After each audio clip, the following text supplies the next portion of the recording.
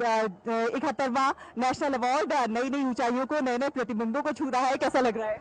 नहीं नहीं, बहुत है, बहुत सुंदर है। हर हर वर्ष मैं यहाँ आता हूँ और मैं अभी पहले भी कह रहा था कि यहाँ आकर आपको लगता है कि हमारे देश की जो विविधता है, और इतनी विविधता है हमारे देश में, और हमारे सिनेमा में वो दिखाई देती है, चाहे भाषाओं के रूप में हो, कहानियों के साहित्य के रूप में हो।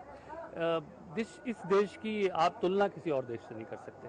इतनी विविधता एक देश में एक साथ मिलना, इतनी भाषाओं का मिलना, इतनी म्यूजिक फॉर्म्स का मिलना, इतने साहित्यिक जो डिसिप्लिन्स हैं उनका एक साथ आना, ये मुझे बहुत खूबसूरत लगता है हमारे देश के बारे में। And whenever I come to national film awards, that gets reinforced in my head that what a wonderful country we live इन।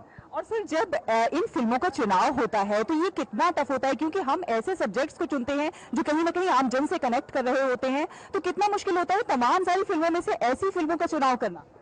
देखिए, कहीं ना कहीं परोक्ष में मन में ये तो चलता ही है कि भाई ये देश है, विविधताओं से भरा हुआ है, तो रिप्रेजेंटेशन करेक्ट हो।